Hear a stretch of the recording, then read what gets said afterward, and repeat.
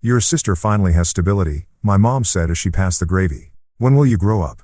I just looked at her and said, probably around the time I bought my third property. Her jaw dropped, so did her fork. Your sister finally has stability, my mom said with that smug little smile she wears like perfume, overpowering, artificial, and guaranteed to linger in a room long after she's gone. She passed the gravy boat with the elegance of a queen bestowing a royal decree, then locked eyes with me like she was daring me to react, to bite back, to ruin the evening, the illusion, the sacred sanctity of yet another Bennett family Thanksgiving. I didn't speak right away. I didn't flinch. I let the words hang in the air, marinating in the silence like the dry turkey she overcooked for the 5th year in a row. My fork paused midair, my lips curled into the faintest smile, and I met her gaze with all the calm I'd spent years teaching myself to wear like armor. When will you grow up? She added, now with more venom, like a snake getting tired of waiting to strike. And that's when I said it, probably around the time I bought my third property. The sound of her fork hitting the china was louder than I expected. She blinked like I'd slapped her. My dad coughed. Maya, my little sister, the shining star, the chosen one, choked on her green bean casserole. No one spoke for a full 10 seconds. It was the kind of silence that makes your ears ring, where every unsaid word in the room becomes a ghost. But here's the thing most people don't understand about a moment like that. It's never really about what you said. It's about what you didn't say for the last 20 years. That one line was just the grenade. Everything underneath it, that was the damn war. I was never the favorite. Not even close. Hell, I'm not sure I ever broke the top 3 in a family of 4. Maya could have crashed her car into the garage again, and my mom would have somehow blamed the builder. I could have gotten promoted, published, proposed to, and still only gotten a raised eyebrow and a polite nice. The running joke growing up was that I was the difficult one, the one who always had to be different. They said it like it was a defect, like being independent was some kind of social disease I refused to vaccinate against. Maya, on the other hand, she was the comeback kid. She could fail upward in a vacuum. Fired from 3 jobs in 2 years? She's finding herself. Caught cheating on her boyfriend? She's under pressure. Blew through our parents' emergency fund on crypto? She was trying to invest. But me? God forbid I didn't call one weekend. Suddenly, I was selfish, ungrateful, the disappointment. And I took it. For a long time, I took it. I played along. I smiled at the dinner table, sent the Christmas cards, listened to the lectures about career stability and marriage, and when I planned to settle down, as if they'd ever seen me clearly enough to notice I was building something that none of them would even begin to understand. So when I dropped that line about the third property, it wasn't just to shock them. It was to mark the end of a very long, very quiet chapter, because they weren't going to write my story for me anymore. I had the pen. Now, the weirdest part, I didn't even plan to say it. I'd rehearsed other things, more polite, more passive. But something about that gravy boat crossing the table like a peace offering from a queen to her peasant just snapped something in me. It wasn't anger. It was clarity. Pure, unshakable clarity. I realized in that moment that I didn't care if they were proud of me. I didn't need their approval, because they weren't even in the same world as me anymore. Maya finally broke the silence. Wait, third property? You bought a house? Her voice cracked halfway through the sentence like her ego had stubbed its toe. No, I said calmly. I bought a duplex last year. Before that, a condo in Atlanta. The first one was a fixer-upper in Kansas City. I've been busy, growing up. And there it was, the shift. The moment they all looked at me, not like the screw-up or the spinster or the oddball, but like someone they didn't know. Because they didn't. They never had. Not really. My mom tried to recover. Bless her narcissistic heart. Well, that's impressive, I guess. You didn't tell us. You didn't ask, I replied, taking a sip of my wine like it was just another Thursday night. You were too busy congratulating Maya on signing her lease. I wish I could say I felt triumphant, like a warrior standing on a battlefield of burned expectations. But mostly I just felt tired. Tired of pretending I hadn't outgrown all of them years ago. Tired of pretending their opinions still held any weight. Tired of biting my tongue so hard I tasted iron every holiday. Thanksgiving for most families is about gratitude and warmth and overeating and hugging your weird uncle goodbye. For mine, it was always about optics, about keeping up appearances, making sure everyone believed the Bennetts were normal, decent suburban stock. But this year, I decided to flip the table. Metaphorically, of course. The real one was solid oak and way too expensive to make a point that dramatic. As the conversation sputtered into awkward territory, Maya asking if I was some kind of landlord now, my mom pretending she knew what equity meant, I just sat back and watched. Because for the first time in my life, I wasn't at the kids' table anymore. I owned the damn dining room. But what they didn't know, what I hadn't said yet, was that this was just step one. The real revenge wasn't the properties. It wasn't the condo or the cash flow or the freedom. It was the silence I'd weaponized over the years, the information I'd gathered, the patience I'd honed. See, while they were busy dismissing me, I was planning. And I'd only just begun. I think most people assume revenge is loud, shouting matches, slammed doors, maybe even a drink thrown in someone's face if you really want to lean into the drama. But the truth is, the most satisfying kind of revenge is quiet, slow, and so carefully planned that by the time your target realizes what's happening, they're already drowning in it, and you're just watching from the shore with dry feet and clean hands. That's what I had done. Not out of spite, exactly, but out of necessity. Because when you grow up being constantly underestimated, constantly patronized, and constantly measured against someone who's been failing upward since puberty, you either give in and accept your role in the family narrative, or you build your own damn story from scratch, chapter by chapter, and make sure it ends in such a way that not a single one of them can claim they saw it coming. After I dropped the third property line at Thanksgiving, I didn't clarify. I let them stew in it. That silence, the one where they all stared at me like I just revealed I was moonlighting as a CIA agent, was worth more than any forced compliment they could have given me in the past decade. And the irony? The punchline? The real secret? My precious golden girl sister, the one they toasted that evening for finally getting her life together, the one they said had found stability after so many years of struggle, was living in a unit I owned, paying rent to me through a property management company I had carefully structured to keep my name out of every document and interaction. Her stability was quite literally built on my foundation. Of course, she didn't know that. Nobody did. And that wasn't by accident. 3 years ago, I'd hit what people like to call a breaking point, although to me it felt more like a doorway. I had just walked away from my 5th marketing job in 7 years. Not because I wasn't good at what I did, I was, but because I'd grown exhausted of pretending I was fulfilled by helping mediocre companies sell mediocre products to consumers who didn't need them. I had savings. Not a fortune, but enough to breathe. And I used that breath to take a hard look at what I actually wanted my life to feel like, not look like. And when I stripped away all the expectations, all the noise, all the guilt I'd been carrying about not having a husband or a mortgage or a LinkedIn page littered with buzzwords and fake praise, I realized I didn't want a job. I wanted leverage. And so, after watching a few too many late-night videos about passive income and real estate flips, most of which I didn't believe, but some of which sparked a curiosity I couldn't ignore, I flew to Kansas City, a place where no one knew me, where the housing market wasn't yet drunk on itself, and I bought a rundown duplex using a combination of my savings and a small inheritance from Grandma Jean, the only person in our family who ever looked at me like I was more than an inconvenience. The property needed work, a lot of it, but I found a retired contractor named Walt who took me under his wing, mostly because I asked the kind of questions that showed I was serious. And together we turned that sad, neglected structure into something solid, beautiful, and most importantly, profitable. The first tenant moved in 6 months later. Then I refinanced, used the equity to buy a condo in Atlanta, this time sight unseen, and after that, a third property, Maya's condo.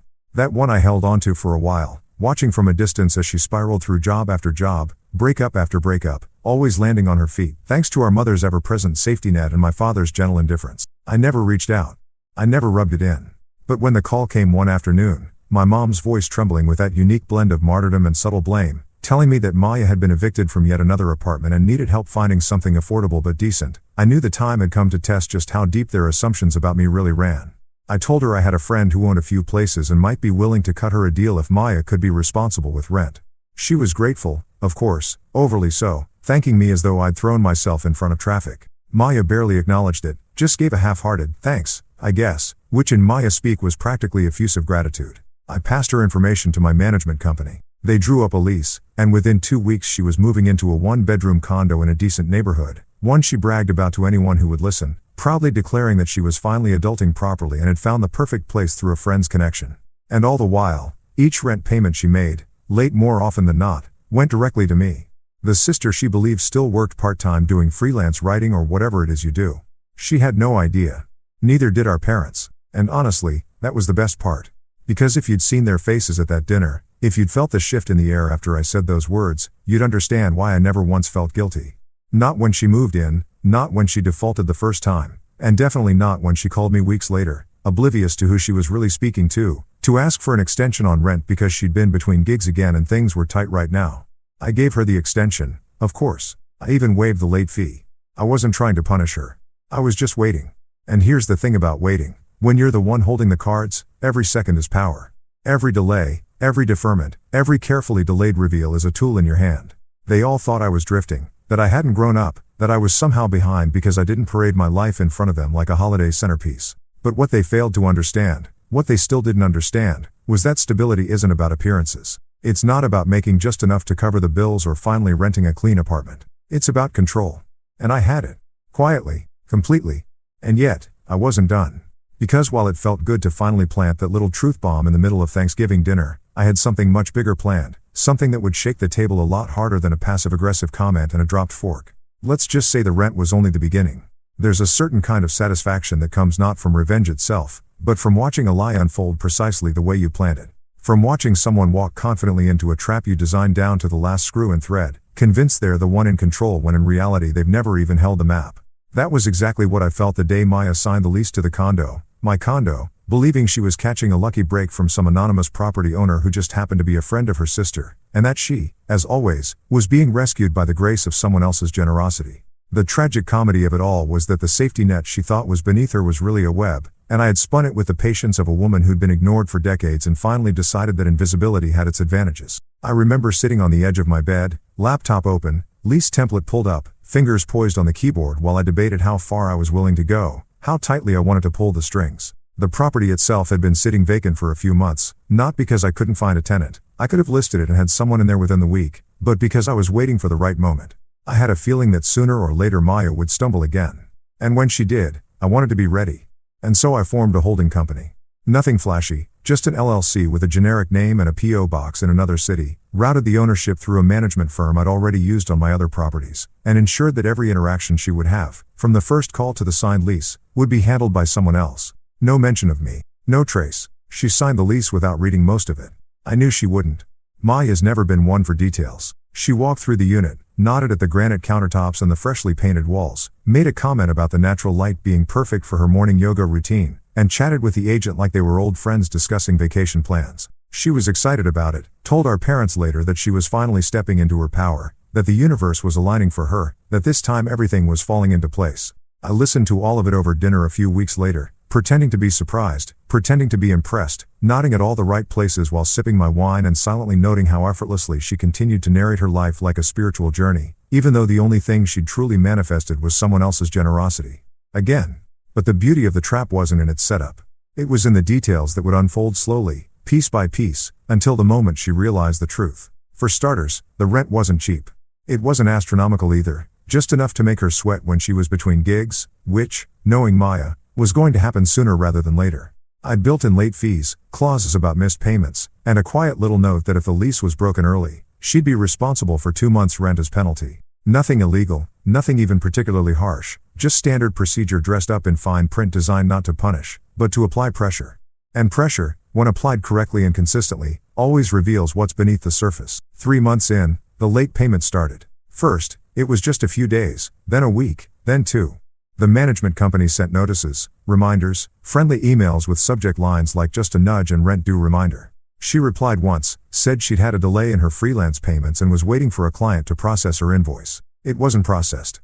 Another month passed. Another notice. I watched the dashboard on my owner's portal, tracking every missed payment. Every day she let the balance sit untouched. And I'll be honest, it didn't feel like victory. Not in the way I thought it might. It felt clinical, distant, like watching someone slowly fail a test they didn't know they were taking. And yet, I couldn't look away. I began to wonder if she even considered where the money went when she paid rent. If she pictured some faceless corporate entity, some nameless landlord who sat in an office counting bills while she scraped together what she could to hold on to a little square of independence. Did she feel ashamed? Resentful? Or did she still think she was winning? That she'd manifested this perfect space, that this place was proof the universe was finally supporting her journey? The truth was, the condo was just the bait. The real trap, the part I hadn't fully decided whether or not to spring, was what I could do with the information I now had. Not just about her financial patterns, but about the way she moved through the world, the way she treated responsibilities when she thought no one was watching. I had access to everything. Her rental history, her excuses, her emails, even the phone calls she made to the management line when she was trying to charm her way into another extension. She didn't recognize my voice on the recordings. Of course she wouldn't. That was the point. At one point, I considered sending her a notice of eviction. Not because I wanted to kick her out, but because I wanted to see what she would do, how she would spin it. Whether she would come crawling to our parents again, or if she'd try to stand on her own for once in her life. But I held back. Not because I was softening, but because the story wasn't finished yet. I needed it to reach the right pitch, the right level of pressure, before I let anything fall. What none of them knew, what I hadn't even begun to hint at, was that the condo wasn't the only thread I was holding. I had been pulling others, quietly, patiently, waiting for the day when everything I'd collected, everything I'd built in the background, would converge in a single, undeniable moment. I didn't want revenge that screamed. I wanted revenge that echoed. And the echo was coming. Because just as Maya began to fumble her way through yet another failed attempt at stability, I had found something else. Something that changed the shape of everything that came before. It started with a letter. A letter my mother never intended me to see.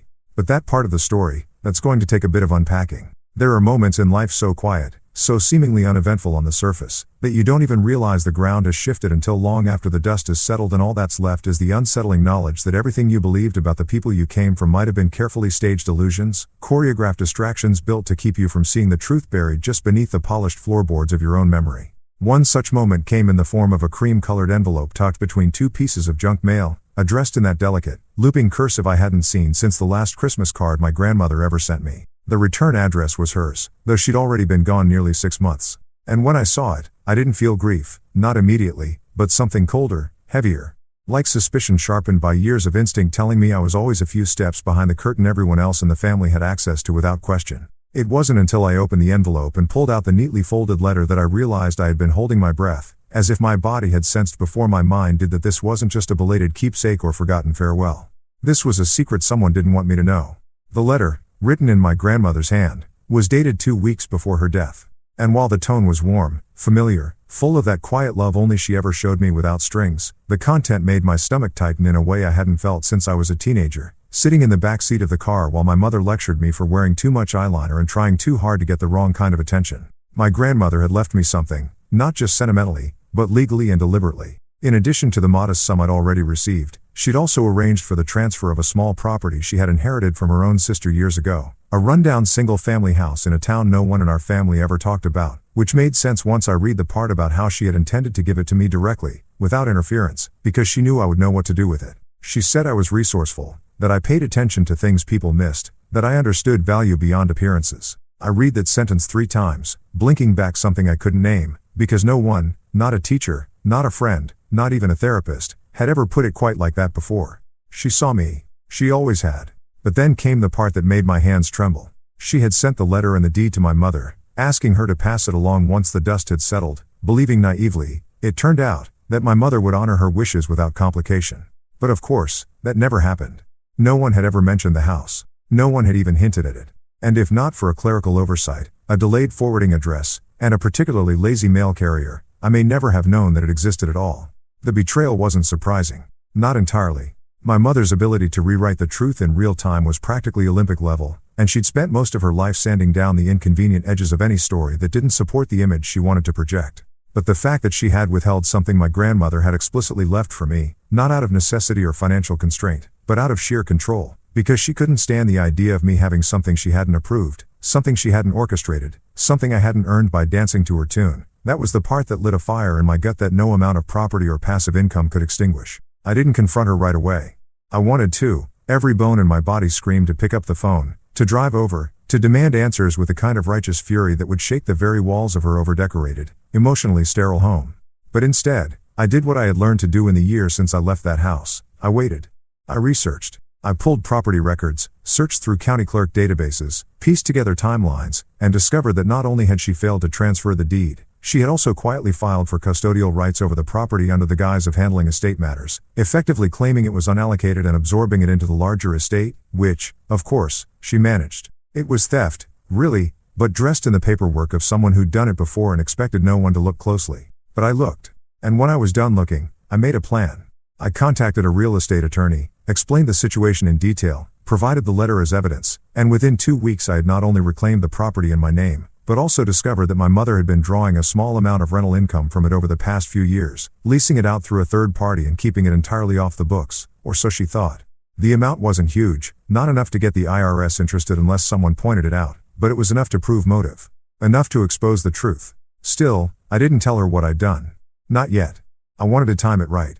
See, there's a difference between setting a trap and knowing when to spring it. And this one, I realized, was part of something larger than just my mother's betrayal. It was the missing piece that made the rest of my plan not only possible, but poetic. Because now, not only was Maya living in a condo I owned, blissfully unaware that every dollar she scraped together for rent was landing in my account, but my mother, the same woman who once told me I was practically unemployable and would probably end up one of those bitter women with cats and unpaid bills, was unknowingly relying on rental income from a property she no longer legally owned. And the best part? That income had just stopped. When the tenants didn't receive their usual maintenance checks or lease renewal paperwork, they reached out to me, their new landlord, and I explained the situation clearly, professionally, and with just enough restraint to keep from gloating. I told them they were welcome to stay, that the terms would remain the same for now, but that all payments were to be rerouted through my firm. They were relieved, polite, oblivious to the storm I was preparing just behind the scenes. I began drafting a letter addressed not to my mother, but to the accountant she used to prepare her taxes, explaining the discrepancy in rental income and property ownership, attaching the corrected title and date of transfer, and letting the facts do the talking. I didn't send it yet, but I had it ready. And as I stared at that letter, as I thought about the years she spent gaslighting me into believing I was the unstable one, the unpredictable one, the one who needed to get it together, I realized that my revenge was no longer about proving her wrong. It was about dismantling, piece by piece, the mythology she built around herself. Not with anger, not with accusations, but with the kind of methodical, undeniable truth that couldn't be ignored, even by someone who had spent a lifetime editing reality to suit her reflection. She had taken something from me, tried to, anyway, and now I had taken it back. And I wasn't nearly finished. There's a peculiar stillness that settles in just before a confrontation you've spent years preparing for. A kind of anticipatory silence that doesn't feel like peace, exactly, but rather like the moment when the final piece of a long, complicated puzzle finally clicks into place and you're able to take a full step back and see the entire picture for what it always was, not what you hoped it would be, not what people insisted it was, but what it truly became through years of denial, manipulation, avoidance, and small, cutting choices that were disguised as love. That was how I felt as I stood in the doorway of my parents' dining room the week after Thanksgiving, holding a thick manila folder in one hand and a bottle of Chardonnay in the other. Not because I planned to drink it, but because I knew my mother would find it impossible to relax if I brought wine to her table without asking. She was setting the table, of course she was, adjusting the silverware with surgical precision, probably more for the aesthetic than the guests, since she had always believed a flawless presentation could cover the rot underneath. Maya was already seated, hunched over her phone, typing something with the kind of laser focus that suggested it was either Instagram or a desperate response to a late payment notice. My father, as expected, was in his usual chair, sipping lukewarm coffee and reading the same section of the paper he'd probably already read that morning, tuning everything out like he'd learned to do sometime in the early 80s and never quite managed to unlearn. I placed the wine on the counter with a quiet clink, ignored my mother's thin-lipped glance of disapproval, and took a seat across from Maya, who looked up just long enough to offer a distracted wave before returning to whatever minor crisis lived on her screen. It was almost funny how little she seemed to notice me now, like she had subconsciously reverted back to the belief that I was just another background figure in her world, another passive presence who existed solely to witness her endless string of reinventions and fresh starts. But that illusion was about to end, and I wanted to make sure I remembered every second of it. I brought something, I said finally, breaking the silence, my voice steady but not sharp, because I didn't want this to be a scream. I wanted it to be a mirror, held up with cold clarity and zero apology. My mother paused, knife in hand, then turned slowly to face me, narrowing her eyes in that theatrical way she did whenever she sensed she wasn't in control of the narrative. "What is it?" she asked flatly, already suspicious. I placed the folder on the table and slid it across the polished wood like a dealer laying down a royal flush, then leaned back and folded my hands in my lap, waiting, not for their gratitude, but for their confusion to bloom into recognition. Inside were the deeds to all 3 properties, marked clearly, legally, and undeniably under my name, the LLC documents, the contracts with the management firms, and most importantly, the transfer documents from the house my grandmother had left me, along with copies of the original letter she had sent, complete with her signature and the dated postmark that proved my mother had sat on it for months after her death before discarding it like an inconvenient receipt. Maya reached for the folder first, flipping through the contents with a kind of lazy curiosity until she landed on the lease agreement bearing her own signature and the rent schedule that clearly identified my holding company as her landlord. I watched her eyebrows inch higher with every page, watched her mouth fall open slightly as she realized that the friend who had helped her secure the condo during her last emotional meltdown wasn't a friend at all, but me, her sister, the one she hadn't thanked, hadn't called, hadn't even thought about except to maybe mention in passing how she was still figuring things out. My mother stayed quiet longer, her eyes scanning the documents as if searching for a loophole, a mistake, a typo she could seize upon to unravel the entire truth. When she finally spoke, her voice was low, tight, like a thread about to snap. "Why would you hide this from us?" she asked, not with hurt, but with offense, as if the real betrayal was not her lies, but my refusal to give her the satisfaction of participating in my success. I didn't answer her right away. I turned to Maya instead. "You're 3 months behind on rent," I said evenly. "And yes, you've been paying me. Or trying to." She blinked, opened her mouth, closed it again, and then, like a woman choosing to sprint from a burning building rather than try to put out the fire, she pushed back from the table and stormed out of the room, muttering something about toxic energy and manipulation that made no sense to anyone, least of all to her. My father glanced up from his paper, looked at me, looked at the folder, and then looked away again, cowardice in a sweater vest. But my mother, to her credit, didn't leave. She stood there, shoulders square, eyes locked on mine, and asked, "What exactly are you hoping to accomplish with this little stunt?" And that was when I understood something that changed the entire temperature of the room, the story, and maybe even my place in it. I wasn't doing this for revenge anymore. I wasn't doing this to hurt her or to teach Maya a lesson or even to reclaim the things that had been taken from me in 1,000 small, silent ways. I was doing it to break the story. The story they had written about me, the one where I was the unstable one, the underachiever, the spinster daughter who didn't quite fit, didn't quite succeed, didn't quite live the way she was supposed to. And I had broken it. With paperwork. With silence. With time. "I'm not hoping to accomplish anything," I said quietly. "I already have." I stood, picked up the folder, and began walking toward the door. Not because I expected applause or closure, but because I knew staying any longer would only invite more of the same cycles: blame, denial, dismissal. And I wasn't interested in playing those roles anymore. But just before I reached the door, I turned back and said the one thing I hadn't planned on, the one thing that came not from strategy or spite, but from a sudden and strange pang of honesty. "You always wanted me to act like family," I said, pausing just long enough for the weight of it to land. "Well, I just did what family does. I took care of you, even if it meant watching you squirm. And then I left." Later that night, as I sat on my porch with a blanket wrapped around my shoulders and the cold creeping in through the cracks, I opened the mail that had been sitting on my kitchen table all week. Among the bills and flyers was a thin envelope from the IRS, addressed to my holding company, with language that was polite, neutral, and unmistakably serious. Someone had reported a discrepancy. There was no sender listed, but I didn't need one. I already knew. I leaned back, let out a long, quiet breath, and smiled.